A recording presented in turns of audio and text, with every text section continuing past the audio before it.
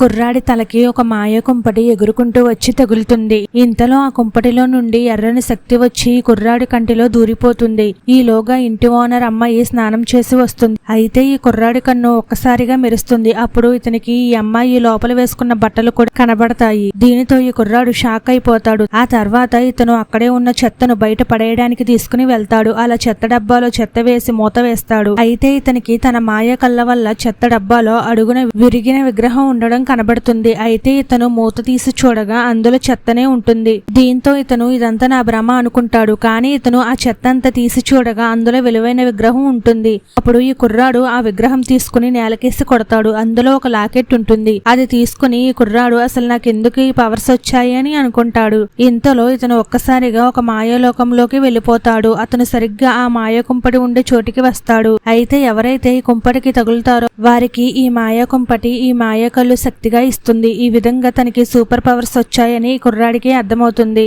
ఆ తర్వాత ఇతను ఆ లాకెట్ ని అమ్ముదామని పురాతన వస్తువుల షాప్ కి వస్తాడు. షాప్ లో ఉన్నవారు ఈ లాకెట్ ని చూసాక ఇది అత్యంత అరుదైనది అని అర్థమవుతుంది. అయితే షాప్ అతను నేను 10 కోట్లు ఇస్తాను, ఇది నాకు ఇచ్చేయి అంటాడు. అందుకు ఈ కుర్రాడు ఒప్పుకుంటాడు. అలా ఈ కుర్రాడు ఒక్క రోజులో కోటీశ్వరుడు అయిపోతాడు. మరిన్ని వీడియోల కోసం మన ఛానల్ ని లైక్ చేసి సబ్స్క్రైబ్ చేసుకోండి.